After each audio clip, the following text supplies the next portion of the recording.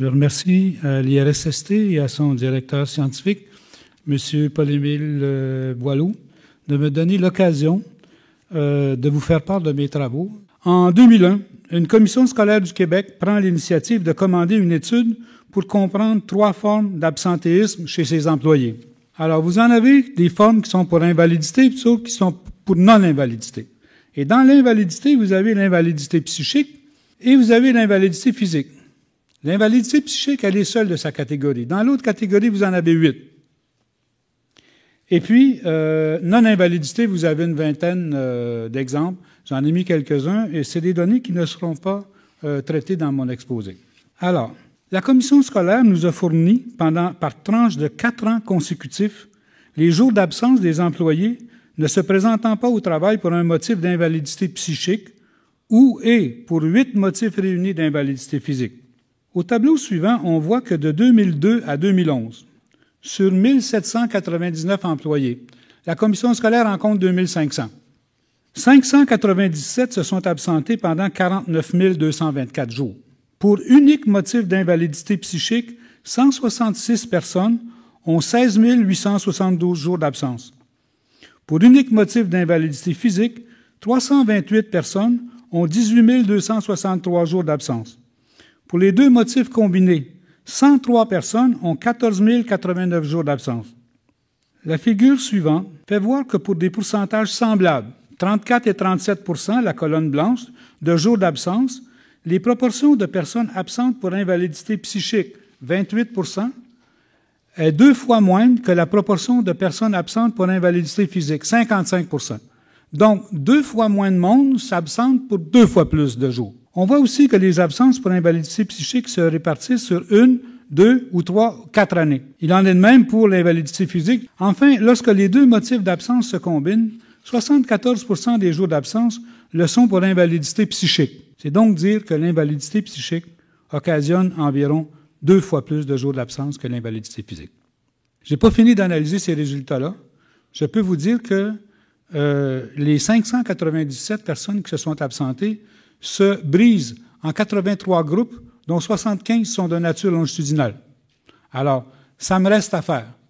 En plus de documenter la problématique de l'absentéisme de cette façon-là, nous avons par ailleurs convenu avec la commission scolaire d'en étudier la relation avec la santé psychologique à l'aide de 4 notions issues de la psychologie positive. Alors, la première notion est celle de personne, qui représente les individus dans leur globalité et dans une unité qu'ils recherchent à travers divers domaines de vie comme le travail, l'éducation, la famille et les loisirs. Pour comprendre le chemin qui mène la personne à la santé, je vous propose une deuxième notion, celle d'autorégulation. Lorsque, dans le cours de la vie quotidienne, des divergences se produisent entre nos attentes et les demandes en provenance de l'environnement physique ou social, à la manière d'un thermostat, des systèmes d'autorégulation sont activés pour aligner nos attentes et la réalité telle que nous la percevons. Exemple, vous êtes en train de travailler à une tâche qui vous passionne et que vous vous êtes engagé à remettre dans 2 heures, lorsque l'école vous appelle pour vous dire que votre enfant est malade. Comment allez-vous résoudre cette situation de manière efficace? L'autorégulation efficace est la base du fonctionnement psychologique sain. Les gens qui la maîtrisent bien bénéficient d'une stabilité psychologique et d'un contrôle personnel qui leur permettent de gérer les perceptions qu'elles ont d'elles-mêmes et la façon dont elles sont perçues par les autres. Je parle beaucoup de perceptions. C'est parce que les perceptions, c'est très important dans la vie. La perception qu'on a de soi détermine une très forte portion de notre comportement. Au contraire, les gens qui systématiquement n'arrivent pas à maîtriser l'autorégulation ne jouissent pas des bénéfices associés à la stabilité psychologique et au contrôle personnel, ce qui fait qu'ils sont aux prises avec des formes de psychopathologie variant de douce à sévère. Troisième notion, la santé psychologique, comprend 2 registres qui en représentent le caractère négatif, c'est-à-dire les symptômes, et positif, c'est-à-dire les forces. Au plan cognitif, comme dans l'exemple indécision-décision, au plan affectif, anxiété, sérénité, et comportemental, réaction inadaptée ou adaptée, les aspects négatifs et positifs de la santé psychologique sont des états antagonistes. Ils sont le contraire l'un de l'autre. Mais le passage de l'un à l'autre ne se fait pas par simple interversion, comme sur cette balançoire dans laquelle symptômes et forces se trouvent sur une seule et même planche et se contrebalancent les uns les autres. Aux yeux d'auteurs comme Nelson et Simmons, en 2003, j'ouvre les guillemets, conclure à la présence du positif uniquement en observant l'absence du négatif ou vice-versa est une approche de la santé psychologique simpliste et inacceptable. En contrepartie, l'illustration suivante montre par analogie que le fait de cesser de reculer, c'est-à-dire l'absence de symptômes, ne signifie pas que l'on avance, présence de force, car avec une transmission manuelle, pour avancer, il est nécessaire de freiner, d'activer la pédale d'embrayage, de passer par le neutre, puis à la première vitesse, puis ça ne va pas vite. Cette analogie s'applique à un traitement comme celui de la psychothérapie et montre que pour qu'une personne recouvre la santé psychologique, il ne suffit pas que ses symptômes disparaissent, il faut aussi que ses forces soient mises en œuvre au rythme auquel elle se les réapproprie. La quatrième notion est celle de bien-être subjectif, qui combine la satisfaction générale dans la vie avec les émotions positives comme la joie, la fierté, le contentement, et négatives comme la tristesse, la honte et la culpabilité récemment vécues. Selon Diener, en septembre 2013, qui a créé cette notion, les publications sur le bien-être subjectif sont passées de 131 en 1981 à 12 000 en 2012. Des récents résultats de nature longitudinale montrent que le bien-être subjectif prédit la santé, la longévité et une plus grande productivité au travail. Dans ce dernier cas, la direction causale des résultats signifie qu'au travail, il y a plus de gens heureux qui sont productifs que de gens productifs qui sont heureux. Voyons maintenant comment la santé psychologique se traduit dans les domaines de vie que sont le travail et la famille. Les aspects négatifs de la santé psychologique sont représentés par 3 facteurs composés de 9 dimensions. Quand on dit 3 facteurs, c'est de l'analyse factorielle. L'inconfort, épuisement, détresse, amotivation, et la tension, conflit travail-famille, conflit famille-travail, stress, constituent des symptômes. La pénibilité, charge de travail, surimplication dans le travail, définit le poids qu'exerce le travail sur la personne. Par ailleurs, 6 facteurs composés de 17 dimensions représentent les aspects positifs de la santé psychologique. La motivation au travail, accomplissement, connaissance, stimulation, régulation identifiée. Ça, c'est les travaux de Vallerand, les premiers travaux de Vallerand sur la motivation. Le sentiment de compétence en termes de communication et de performance. L'identification au travail en termes de satisfaction au travail dans la carrière. L'engagement affectif envers l'organisation et l'attachement. Ensuite, les attitudes envers l'organisation, c'est-à-dire à quel point on accepte le style de gestion et la mission de l'organisation. L'efficacité personnelle, qui est représentée par la discipline en classe et les interventions pédagogiques, s'applique spécifiquement aux enseignants et enseignantes. Finalement, la famille, définie par l'implication familiale, le soutien du conjoint et la satisfaction familiale. Mesurés par des outils déjà éprouvés, ces facteurs et dimensions font l'objet de 2 types d'analyses, respectivement centrés sur les variables, d'une part, et sur les personnes, d'autre part. Voici un ensemble de résultats montrant que les facteurs de santé psychologique sont significativement corrélés au bien-être subjectif, négativement pour les symptômes et la pénibilité, et positivement pour la motivation, le sentiment de compétence, la famille et l'identification au travail. Par ailleurs, à droite, les corrélations entre les facteurs sont pratiquement toutes significatives. Par analyse de régression multiple, on constate que de façon négative, les symptômes et la pénibilité, et que de façon positive, la famille et les motivations au travail contribuent à prédire 62 % de la variance du bien-être subjectif. On retient de ces résultats que les variables utilisées constituent un tout cohérent d'éléments significativement reliés les uns aux autres. Une espèce de toile.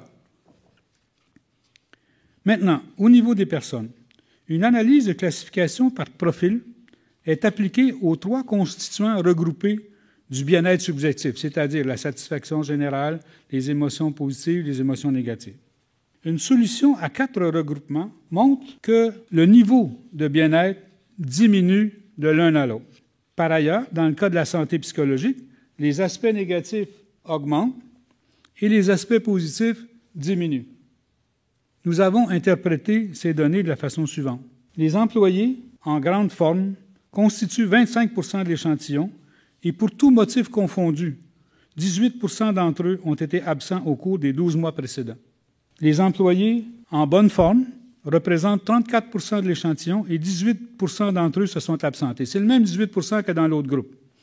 Les employés en forme mitigée représentent 25 % de l'échantillon et 28 % d'entre eux se sont absentés. On passe de 18 à 28. Enfin, les employés en forme précaire représentent 16 % de l'échantillon et 42 % d'entre eux se sont absentés. Donc, on voit le lien entre le bien-être, la santé psychologique et l'absentéisme. Suite à ces analyses, un rapport est remis à l'employeur et lui recommande, entre autres, d'offrir à ses employés un programme de bilan de bien-être et de santé psychologique destiné à poursuivre simultanément deux objectifs complémentaires. D'abord, prévenir le mal-être et la détérioration de la santé psychologique des personnes en forme mitigée et en forme précaire, et aussi promouvoir le bien-être et la santé psychologique des personnes en grande forme et en bonne forme. Ça veut dire que la commission scolaire nous a demandé d'intervenir auprès des gens en forme précaire. On lui a répondu, on pense que ça serait souhaitable qu'on intervienne auprès de tout le monde. Et c'est comme ça qu'on a proposé que le programme de bilan de bien-être et de santé psychologique soit basé sur une sélection au hasard des employés qui sont invités à y participer, de sorte que quand ils vont venir, on va retrouver les proportions que je vous ai montrées tout à l'heure en termes de grande forme, bonne forme, forme mitigée et forme précaire.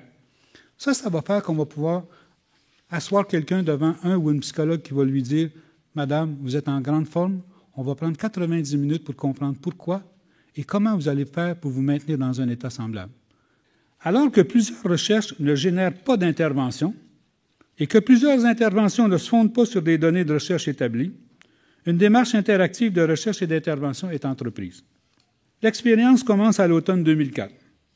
De sa base de données, la commission scolaire choisit au hasard un nombre d'employés qu'elle invite à participer au programme et qui nous retournent à nous et non pas à elle leur réponse qui est soit oui, non ou abstention. Par la suite, ceux qui participent au bilan se présentent à 2 rendez-vous en dehors de leur lieu et de leurs heures de travail. Ça, c'est pour rendre la démarche confidentielle. D'abord, pour répondre à un questionnaire sur ordinateur, ça leur prend 45 minutes. Ensuite, pour rencontrer un ou une psychologue qui leur transmet leurs résultats. Un système expert est élaboré par un informaticien qui s'appelle Luc-André Jolivet. Alors, vous avez là une page de ce que voit la personne quand elle répond au questionnaire. Et comme ça, des pages, il y en a un certain nombre parce que le questionnaire comprend un minimum de 172 questions et un maximum de 237 questions, selon les filtres auxquels vous êtes soumis, dépendamment de votre statut civil, de si vous avez des enfants, ou etc. Les tâches que fait ce logiciel-là sont la passation des questionnaires, l'enregistrement des réponses dans une base de données, le calcul des scores aux dimensions et aux facteurs dont je vous ai parlé tout à l'heure, la normalisation de ces scores et l'interprétation des résultats en termes de bien-être et de santé psychologique. La rédaction de 2 comptes rendus interprétés. Un pour les psychologues, où est-ce que les données quantifiées sur le bien-être et sur les dimensions de la santé psychologique sont présentées de façon un peu plus jargonneuse, mais les psychologues se comprennent bien là-dedans. Alors, ça, c'est le premier compte-rendu. C'est un compte-rendu d'une dizaine de pages à peu près. Le deuxième compte-rendu est pour la personne qui a participé au bilan. C'est un compte-rendu qui, pour respecter les normes d'éthique de l'Ordre des psychologues du Québec, ne comprend pas de données statistiques, mais est un compte-rendu de nature qualitative. À la fin du 2e rendez-vous, les participants sont invités à remplir de façon volontaire et anonyme un bref questionnaire d'évaluation de leur expérience. Par ailleurs, les psychologues évaluent l'évolution des attitudes et des comportements de chaque participant au cours de l'entretien. Hormis les 420 personnes qui ont été invitées en 2012-2013 et dont les données complètes sur les jours d'absence qui sont fournies pendant 4 ans seront disponibles uniquement en 2014 et 2015, un total de 1 799 employés ont été invités entre 2004 et 2011 à participer au bilan de bien-être et de santé psychologique. Alors que 39 % se sont abstenus de répondre à l'invitation et que 28 % ont répondu non, un groupe de 595 employés, c'est-à-dire 33 %, ont accepté de participer au programme. En termes de bien-être et de santé psychologique, 18 % sont en grande forme, 32 % en bonne forme, 32 % en forme mitigée et 19 % en forme précaire. Comparativement aux participants de 2002, ceux de 2004 à 2011 sont en proportion moins nombreux dans le profil grande forme et en proportion plus nombreux dans le profil forme mitigée. Par ailleurs, les 338 participants qui ont répondu volontairement au questionnaire d'évaluation de leur participation ont exprimé leur satisfaction par rapport à 3 aspects de leur expérience. Pour la logistique, c'est-à-dire la façon dont on a communiqué avec eux pour établir les rendez-vous, la correspondance, etc. Pour l'intervention, alors là, c'est la façon dont les psychologues sont intervenus. Et pour les effets perçus, c'est-à-dire comment la personne voit le bénéfice qu'elle tire de sa participation au bilan. Les moyennes sont très élevées, et respectivement de 82, 91 et 80 %. À compter de 2006, les psychologues ont évalué l'évaluation des attitudes et des comportements de 438 participants, en les décrivant au début, c'est-à-dire dans les 20 premières minutes, et à la fin, dans les 20 dernières minutes de l'entretien. Les résultats montrent que peu importe leur profil de bien-être et de santé psychologique, les participants ont significativement augmenté leur moyenne d'autodétermination, c'est-à-dire de prise en charge, au cours de l'entretien de 90 minutes. Du début à la fin, ils deviennent de plus en plus en possession d'eux-mêmes. J'ai parlé à mes psychologues en sachant que je venais ici. Et je leur ai demandé, ça fait quoi la statistique pour vous autres quand vous intervenez? Leur réponse, ils se sont entendus pour dire que la statistique est déterminante pour la conduite de l'entretien. 1, elle permet de voir rapidement les enjeux à aborder. 2, les contrastes quantifiés entre les symptômes et les forces indiquent la façon précise de communiquer les résultats à la personne. 3, la statistique fournit instantanément des informations normalisées qui seraient trop longues à obtenir dans le cadre d'un entretien habituel. Ça prendrait à peu près au moins 3 heures d'entretien pour un psychologue ou une psychologue pour obtenir les renseignements que fournit le bilan. Une analyse par regroupement nous a permis de constituer 3 regroupements de personnes à partir de 4 variables relatives à l'équilibre entre la vie professionnelle et la vie personnelle. 2 d'interférence entre les 2 domaines. Le TIF, en orangé, ça signifie travail interfère avec famille. FIT, en rouge, ça veut dire famille interfère avec travail. Et 2 autres variables de satisfaction, ST pour la satisfaction au travail et SF pour la satisfaction dans la famille. On prend ces 4 variables-là parce que dans la littérature, on sait que les conflits sont en corrélation négative avec la satisfaction. Plus vous êtes en conflit, d'une manière ou de l'autre, moins vous êtes satisfait, soit dans votre travail, soit dans votre famille. Dans le groupe équilibre global, qui comprend 159 personnes, c'est-à-dire 41 % de l'échantillon, l'interférence travail-famille et l'interférence famille-travail sont faibles, tandis que la satisfaction au travail et la satisfaction dans la famille sont élevées. Quand je dis faible, c'est que c'est des scores normalisés, dont la moyenne est de 50 et l'écart type de 10. Donc, quand c'est en bas de la moyenne, et surtout quand c'est particulièrement en bas de la moyenne, on peut dire que c'est des scores faibles. Dans le groupe équilibre partiel, qui comprend aussi 160 personnes, donc 41 % de l'échantillon, l'interférence travail-famille est élevée et l'interférence famille-travail est au niveau de la moyenne, alors que la satisfaction au travail est faible et la satisfaction dans la famille est élevée. Donc, d'être au niveau de la moyenne, ça n'affecte pas la satisfaction par rapport à la famille. Dans le groupe déséquilibre global, 70 personnes, 18 %, l'interférence travail-famille et l'interférence famille-travail sont élevées, tandis que la satisfaction au travail est faible et la satisfaction dans la famille très faible. Il existe entre les 3 regroupements des différences significatives au plan du bien-être et à celui de la santé psychologique. Les différences les plus flagrantes sont entre l'équilibre global et le déséquilibre global. Pour le bien-être, c'est-à-dire la satisfaction générale et les émotions positives, et les aspects positifs de la santé, communication, performance, satisfaction dans la carrière, l'équilibre global, en vert, a des scores supérieurs à la moyenne, alors que les scores du déséquilibre global en rouge sont tous inférieurs à la moyenne. Aux variables de mal-être, c'est-à-dire émotions négatives, et aux aspects négatifs de la santé psychologique, détresse, épuisement, stress, amotivation, c'est le contraire qui se produit. Les scores de l'équilibre global, en vert, sont tous inférieurs à la moyenne, tandis que ceux du déséquilibre global, en rouge, lui sont tous supérieurs. En s'appuyant sur ces résultats, des mesures de conciliation spécifiquement adaptées à chacun des trois regroupements n'auraient ni le même objectif, ni les mêmes modalités pour l'atteindre. Autrement dit, on pense que des résultats comme ça pourraient aider les entreprises à moduler leurs interventions en termes de conciliation travail-famille. Pour conclure, j'aimerais insister sur quelques points à retenir. Premièrement, que le bien-être subjectif est en lien étroit avec des aspects de la santé psychologique qui se manifestent à la fois dans le travail, la famille et la relation entre ces deux sphères de vie, et que, tant au plan conceptuel qu'à celui des résultats observés, cet ensemble de facteurs est, selon moi, incontournable pour bien comprendre le fonctionnement des personnes. Deuxièmement, que le bien-être sert à prédire significativement la santé physique et la productivité au travail.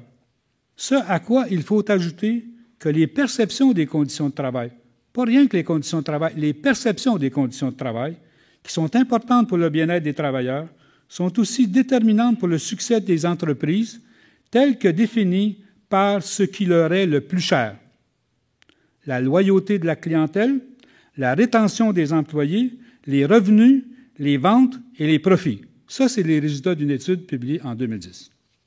Troisièmement, qu'au sein des entreprises, les nombreux employés en grande forme et en bonne forme, plutôt que d'être tenus pour acquis, comme c'est souvent le cas, devraient aussi bénéficier d'un soutien professionnel systématique visant à promouvoir leur état de bien-être et de santé psychologique.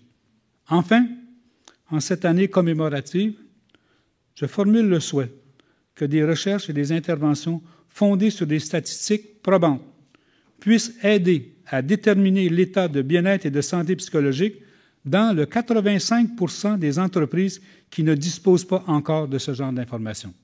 Je vous remercie.